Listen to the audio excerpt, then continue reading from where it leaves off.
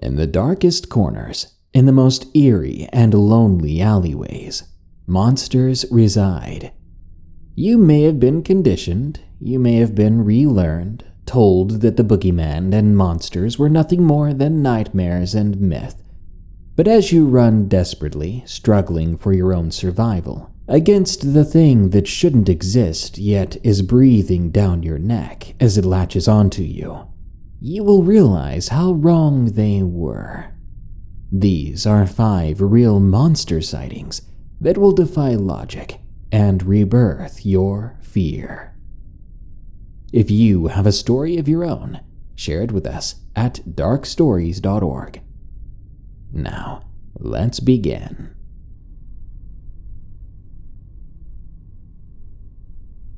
There's something in the desert. Back in September of 2017, I was on a field op with my unit out in one of the training grounds in 29 Palms. Things get pretty creepy around these parts. We were way out there at the time, I'd say about an hour's drive out. We were doing some training and conducting combined arms exercises against a notional enemy. For those you don't know, the military use for the word notional is a fancy way of saying pretend. Well, we were maybe 4 or 5 days into our 2-week operation. We had started just on the other side of the mountains from Mainside. We were deep in the back of the training area at the time, near a mountain known as the Crater. It was the tallest mountain in the training area. You could see it for miles around. It looked just like all the other mountains, except the top of it was one massive crater, and the whole thing was black. According to legend, the crater is where the devil hit the earth when God cast him out. This legend is aided by the fact that Joshua trees only grow in 2 places in the world, supposedly, Judea and 29 Palms. And since Judea is considered a holy ground, that must mean 29 Palms was the exact opposite.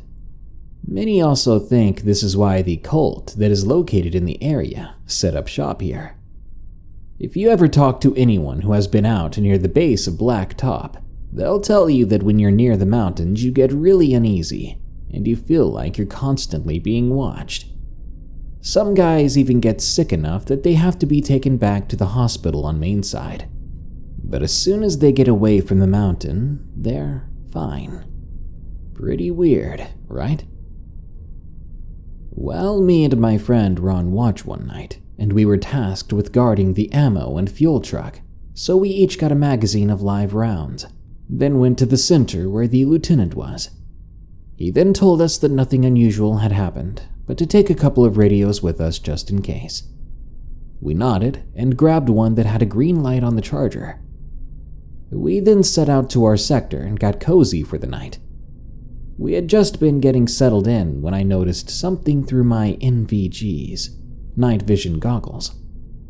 I tapped my friend, and I said to him, "Hey, do you see that out there, moving around?" He looked at where I was pointing, and he nodded. "Yeah, what is that?" he asked. "I don't know. It looks like a person running around out there." He nodded in agreement as I grabbed the radio and relayed what we were seeing to the lieutenant. I then asked if there were any other units nearby. He said no, and that the closest other unit was about half an hour away. I asked what he wanted us to do about this, and what we should do if they come any closer. Oddly enough, he told us to leave them the hell alone, in his own words, and not to draw any attention to us. I nodded and was about to say over and out when my buddy piped up. I think it's a little late for that, because they're coming this way." I quickly relayed this to the lieutenant. There was a long pause, and then he came back with, "Just keep an eye on them. The rest of us are packing up. We're leaving." My friend and I looked at each other in a confused manner, and then shrugged. About this time, my gut was yelling for me to get the heck out of Dodge, but I forced my body to stay put, and I shut my brain up. I looked down the sight just as whoever it was out there began sprinting at us. Behind us, I could hear Marines getting awakened, vehicles starting. Lieutenant really was getting everyone ready to leave in a hurry. I got back on the radio and relayed to the lieutenant what was going on. I got caught off guard when the OIC, or officer in charge, a major, got on the radio instead. "If they get closer, drop them. We'll come back tomorrow and pick up the body and see who the heck it was." Before he even finished this command, my buddy and I both fired 2 or 3 rounds at the thing. We watched as 3 or 4 of them hit the figure, and the figure went down. We breathed a sigh of relief as I watched it go down. I radioed in that the individual was down, and we were told to come back to the trucks and load up. We quickly got out of our fighting hole and dashed for a 7-ton, and our unit tore out of there. The next morning, which was really maybe 3 to 4 hours after the incident, the officer in charge sent me and my friend, along with 3 other Marines and 4 gun trucks, out to where we shot the figure the night before. When we got there was no body, just a bunch of footprints all across the desert sand. However, in the exact spot we'd seen the figure go down was an outline of a body in the sand. But it gets weirder. In that same spot, there were footprints leading away and going back towards the crater. To this day, I don't know what my friend and I saw that night, but I know that it's still alive, and we didn't even make it bleed. What worries me is that the guys in charge were very scared of this thing. They'd rather have all these armed guys pack up and leave than face off with this thing.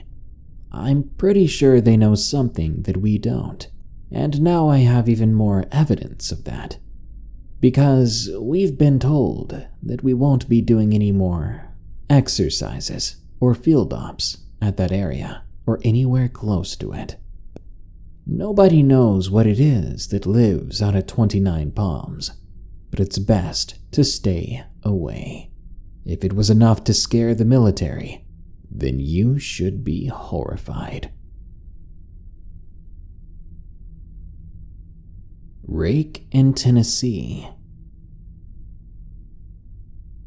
I was 14 years old. I was with my cousin Paul, who was 20 at the time. We were going camping. He had just gotten out of college, and since he and I had always had a great relationship, we were going to spend some time together. We were camping in a certain spot that was well known between the 2 of us. We didn't bring any food either, because we figured it'd be more fun and challenging to be forced to catch our own food. So as soon as we were done setting up camp for the night, we went down by the river. Once there, we got some fish right off the bat. I would have said we were lucky, but I was about to be proven wrong. After getting enough fish, and as it was getting late, we decided to pack up and head back to camp. Once we made it back, we began to smoke the fish to prepare it for breakfast the next morning. We were planning on having a breakfast feast. We headed into our tent for the night and started to get comfortable. Now, I'll be honest, another one of the challenges we had for ourselves was to only bring 1 phone and to leave it in the car for emergencies only. But I snuck mine, because I liked playing games on it, and after Paul heckled me a little bit about it, we just had some fun on my phone. Eventually, Paul fell asleep, and I was still up, pretty groggy, but still playing my games on my phone. Late at night, I began to hear leaves crunching near the tree line. This was about 20 feet away from our tent. They weren't too heavy, so I thought that it was a raccoon, maybe a possum. Something nocturnal, crawling around outside and smelling our fish. Because I thought it was harmless, I did want to take a peek, so I didn't bother waking up Paul as I unzipped the tent door. As the zipper began to unravel, I heard a different sound emerging from beyond it. a growl, or perhaps a moan. This wouldn't have been very frightening in the day, but man, in the middle of the night, when you're the only one awake, it's pretty creepy. I've lived in a relatively rural town for nearly all my life. I've spent a lot of my time in the woods, sometimes after dark. But I'll be damned if this was the first time I'd ever heard a growl or moan that sounded like that. So I sat back down and I listened. I didn't hear anything else for a while. What just happened? I whispered to myself. Then, right when I said that, something began to walk in front of our tent. The coals of the fire still glowed in front of the tent, so I could make out a partial shadow as something alive passed in front of it. It looked really tall, skinny. Arms were almost as long as its entire body. I didn't know what to do at this point. I quietly pulled the covers over my head and tried to pretend I was dreaming. But all I could really do was tremble and cry as I watched. You may be wondering, why didn't I wake up my cousin Paul? Well, it would have made noise if I moved at all. And I was panicking so much that my mind was a blank, or perhaps rather an ocean of nothing but fear. I eventually just laid there, watching this tall, lanky thing crawl and walk around our campsite until I passed out. When I woke up, one of the truck tires was flat, and all the fish we had been smoking was gone. Luckily, we had an extra tire, but we needed to leave fast. As for my cousin, he was furious. He thought that a bear had attacked our campsite. But why did it slash the tire, of all things? That part didn't really add up for me. Then he assumed it may have been a couple of kids who took a joke too far. But I only saw one figure the night before. One that was only vaguely human-shaped, and not shaped like some child. So I took a deep breath, and I explained to Paul what I saw the night prior. I think he believed me, because his face went from an expression of anger to one of fear, confusion, and dread. He said we needed to get out as fast as possible if I was telling the truth. So we went ahead and put the spare on his truck. Then we went down to the river to get our fishing poles. What we saw down there was nightmare fuel, because I got a better look of the thing that must have been in our campsite the night before. The skin was so pale that the light outside pretty much bounced off of it, and its eyes were sunken as if it didn't have any in the first place. Its claws were at least almost a foot long each. I screamed when I saw it. My cousin rushed over, and the thing looked right at us, and Paul saw it at last. Now, you'd think some creature seeing two people, one screaming at it, across the lake, would just take off, or at the very least just keep staring. But when I saw this creature start to swim through the water and come towards us, I freaked out. My cousin and I took off through the woods back to the truck. We could hear it splashing behind us, and I could hear it once it reached the other side of the lake, crawling onto the shore, the swimming noises suddenly fading away. I knew this thing was on land again, crawling around, probably still coming towards us. But by the time it gotten out of the water, we were already a few feet away from climbing into the truck. This thing must have been fast to swim that quickly. Even worse, when I turned and looked out the window, just before we drove away, that very same creature was so close to the truck that I could roll the window down and spit on it, which, believe me, I would have done if I wasn't so scared and thirsty. We raced back onto the main road, leaving all the things that we didn't pack up in time, items that we since haven't been back to retrieve, and I don't think we ever will. To this day, I still can't get over the sound it made when we escaped. An echoing, high-pitched scream that somehow permeated the truck, piercing my ears even from the inside of our tin can on wheels. I don't like to recount this experience, but I figured people would enjoy hearing it, and perhaps take it as a word of caution. This happened in the woods of Tennessee, after all. So, if you ever find yourself in the woods of Tennessee, maybe consider turning around and doing something less risky. It wore a hat. When I was a teenager, a creature or entity that I called the Hat Man visited me in the night. This cemented my belief in the supernatural ever since. Many years after this event, I was diagnosed with sleep apnea, a sleep disorder where throughout the night you briefly stop breathing in your sleep. This disrupts my sleep cycle and prevents me from fully reaching an REM dream state of sleep, the phase of sleep when most of your dreams come. Occasionally, people who wake up due to sleep apnea sometimes do experience episodes of sleep paralysis, but it was never something that happened to me. I'm telling you this to be transparent. I may have had a sleeping disorder, but I can tell you fully that this had nothing to do with it. I must have been 12 or 13. My 6-person family lived in your typical suburban home in Kentucky. It was back in the early 2000s.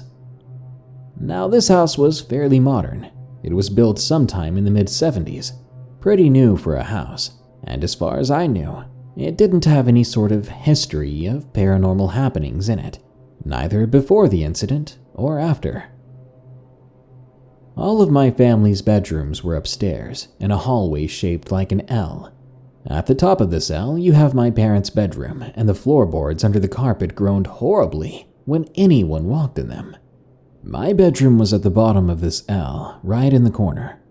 Then there was a short turn, and my brother's bedrooms were located almost immediately next to mine. Between my room and my parents' room was the bathroom, so it wasn't unusual to hear footsteps and then the squeak of the bathroom door opening when one of my brothers would get up in the middle of the night to go.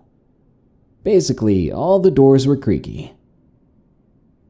So one night, sometime in early winter, I suddenly felt myself just flip awake. I'd been sleeping on my side with my body facing towards the door, which I always made a habit of sleeping with closed. This was so if someone got up in the middle of the night to go pee and flip the hall light on, it wouldn't wake me up with the light shining on my face. If you've ever woke up a minute right before your alarm goes off, you might be familiar with the feeling I had.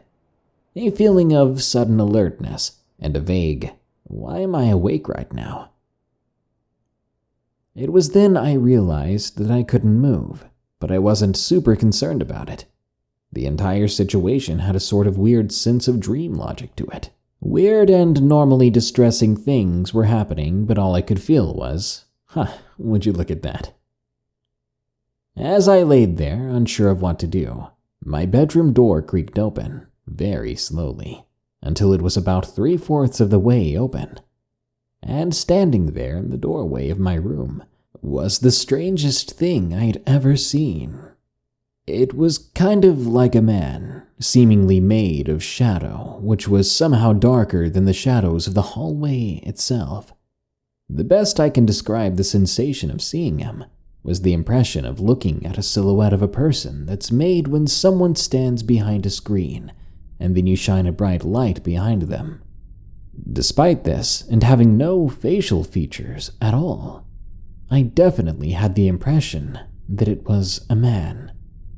He was tall, extremely tall, much taller than my father or any of my then teenage brothers, despite the fact he seemed to stoop over, so he was even taller than he appeared. His arms and legs were long and spindly, and despite the long fur coat he wore, I hope it was a coat, I could plainly make out his slim, almost lanky physique. He leaned on a fancy-looking walking stick that had to be too short for him, and probably was the reason he was stooped over like that. What caught my eye about him the most, outside of his unusual height, was his long, wavy hair, which reached down to his shoulders, spilling from underneath a top hat he wore on his head. If you've ever read up on encounters with shadow people before, this description might be a bit familiar to you. People call a certain type of these entities the Hat Man, thanks to the whole top hat on their head thing. Years later, I would learn many other people have seen this same figure before. Now, the figure I was looking at seemed to peer at me from his spot in my family's hallway for a few seconds. The two of us stared at one another. I didn't get any sense of malevolent energy or intent from this shadow at all, just a sense of vague curiosity. And then, after seeming to throw a quick glance over his shoulder towards my parents' room, he lifted up his left hand and slowly beckoned towards me with his almost talon-like index finger. I felt myself able to move again. Then, and childishly, instead of calling for help, I turned my face back towards the wall and went back to sleep. The following morning, I thought it was all a weird dream. How could it not be a dream? That's what I thought until I saw my bedroom door was still 3/4 of the way open. I asked my parents and brothers if either of them had come to check on me in the night, and all of them denied even waking up that night. Despite all of this encounter didn't scare me like I know it should have. For a while, I actually became sort of obsessed with trying to draw him or it. To this day, I've never had any other weird encounters with any sort of creature or entity like him since. Though I sometimes wonder, what would have happened to me if I had gotten up to follow him? After all, he was beckoning me. Something visited me. Ever since I was young, I've been aware of the paranormal. My first encounter was as a toddler, one I somehow very clearly remember. I remember being in my crib, seeing something flying to the house. It was quite frightening at the time. The thing looked humanoid, covered in long red hair with amber eyes, bat-like wings, and when it arrived at the window, I could see its long yellow teeth. It also sported a bat-like nose. I trembled. I remember that clearly. It frightened me so much that I couldn't even build up a scream. That wasn't the only time I'd see the creature. It would visit me, apparently, several times during my childhood. I began to keep a journal of it. As I grew older, I believed it was a ghost of some kind. Eventually, I broke my silence about it and told my grandfather. I wanted to know if he knew what it was. I wanted to know if he had ever seen it. He said no, he hadn't seen it, but from my description, he believed it to be a demon. This frightened me. Why would I be visited by a demon? I was a Christian. Did this mean there was something wrong with me? So, terrified, I asked my grandfather why I was being visited. He looked at me with a worried look. He said he couldn't be sure, but that it was definitely strange. Sure, maybe he was joking around with me, trying to get a rise out of this child. To him, maybe I was seeing nothing more than a waking nightmare, one that stuck with me over the ages. Then again, he looked serious. I remember quite vividly his face, and it was one of concern, not in jest. Finally, he told me one more thing, that if I ever see it again, I need to tell it to go away. I asked how. He said all you need to do is say it, but command it in the name of Jesus Christ. If you truly believe, he said, it will go away. Anytime you see it again, command it as I've told you here. I kept this advice with me, and when I would inevitably see that creature again, perched on my windowsill just outside and staring into my bedroom, I did as my grandfather told me. In Jesus' name, I told it, I command you to leave this place and never return. But it did not respond the way I thought it would. It did not flap its wings and depart, nor did it simply ignore me. As I stared at it that night, hoping that this would be our last meeting, it looked me in the eye, and it smiled.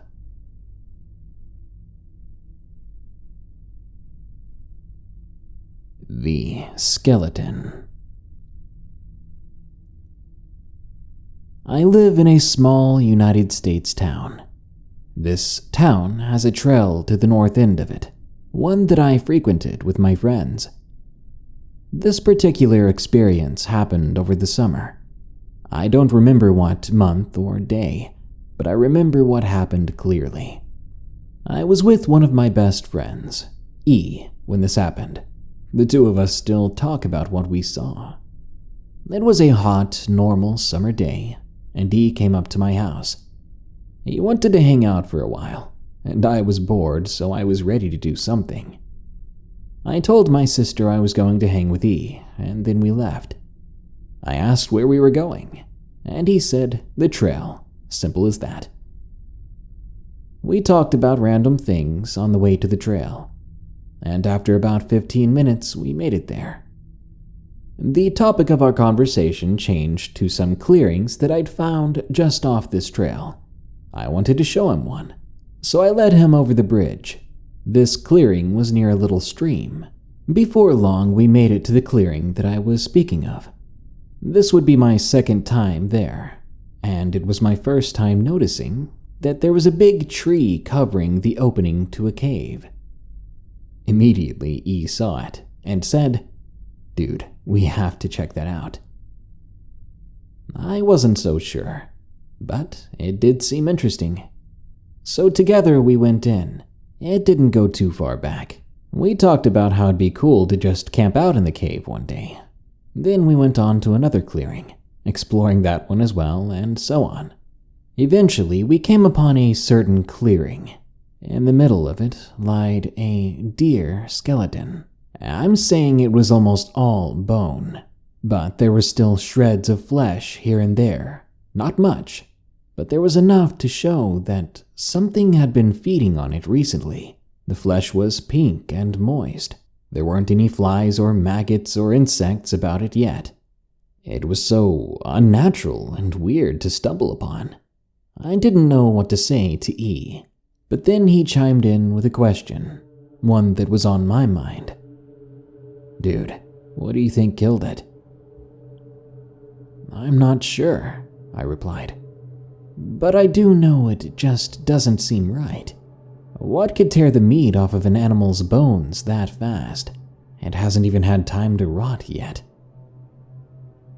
We decided it was time to leave the clearing, but we would make the mistake of coming back the next day. The bones we found in that clearing were long gone now, and the spot it was lying in was completely clear and clean, as if the carcass had never been there. Before either of us could discuss or try to make light of the situation, there was a sound up in the trees behind us. We assumed it was a bird, like any person would. It took us a little too long to realize just how heavy that sounded, though. And then, as we turned toward the sound, whatever was making it had already fell to the ground behind us. We saw it.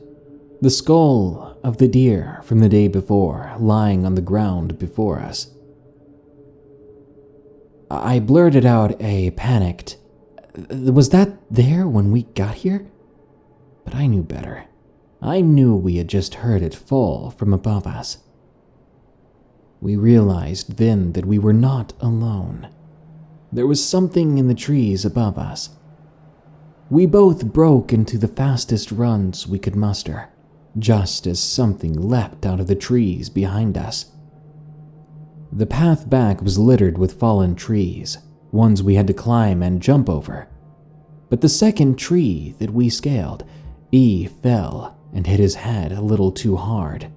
Instinctively, I turned around to help my friend up, and in the process, I saw our pursuer. The thing was about 7 or 8 feet tall. It was mostly white and covered in bone. Yes, it was wearing bones. Its eyes were blacker than coal, and the skin seemed to be a bunch of animal skins stitched together. It would have looked like some madman wearing animal parts chasing us, had his limbs been shorter, but they were twice the length of a man's, and atop its head was another deer skull, casting thick shadows on its face, so I didn't get a good look at it. It was lumbering right towards E, taking advantage of his recent injury, but I ran over to him fast enough, helped him back up to his feet, and we ran. We ran harder than before. I don't know how that's possible. We made it to the stream and jumped over it instead of taking the bridge. We managed to make it okay, and I remember after taking a few more steps forward, I turned back and I noticed something strange. The creature, though plenty big enough to step over the entire stream, it instead stopped in its tracks, as if some invisible barrier kept it from coming after us beyond that stream. I didn't think twice, though. I ran. We both ran. We ran until we made it back home, and we never went back to that trail. Every region, every culture, they have their monsters, and sometimes it's more than just folklore meant to scare your kids or symbolize your ethos. No, sometimes myths are born of flesh and blood, or rather, blood spilled from flesh just like yours. Good night. Well, I hope you enjoyed this episode of Darkness Prevails. If you did, be sure to like, share, comment, and subscribe, if you haven't already. If you have a story of your own, and you want to have a chance to hear it on this channel, share it with us at darkstories.org. If you'd like to support the show, you can check the links in the description. There's a link to shop our merchandise, where you can get some creepy themed merch. Or there's a link to my Patreon, where you can donate and help to keep the show afloat. Now, as usual, here are my 5 favorite early comments from the last normal episode I've done. In this case, that would be the After Dark stories I did a while back. Liz Santiago says, "Wow, glad I'm nocturnal." Yeah, I was nearly nocturnal last night. I think I stayed up till 5 playing Pokemon Shield. Those Stage 5 Dynamax battles are pretty rough. Banana Mukbang says, "The ever so famous, 'Hey bro, someone's taken a dump in middle school bathrooms' is true terror." You know, you're right, and that's the reason I did not go to the bathroom for number 2 for my entire school career. So maybe I'll have to do school bathroom scary stories sometime. Empty Otaku says, "Plot twist, I stay up all night watching your videos." Ooh, I never saw it coming, but I love it. Haunted Girl says, "Here we go, gang. We're on the Fear Express. Buckle up and enjoy the ride." Reminds me of the Polar Express. Here's to hoping our Fear Express also has a nerdy kid with glasses voiced by Mandark. And Redwood Spook says, "This world is a strange one. Darkness heart this if you eat babies and puppies." I'd never do that, and I definitely didn't heart that comment and like it. Well, that brings us to the end of this Darkness Prevails episode, but don't you worry, more scary stories are on the way soon, so stay tuned. Until next time, here are the credits to my amazing patrons who continue to donate. They're super duper people. Remember, stay safe out there and stay creepy. because this world is a strange one.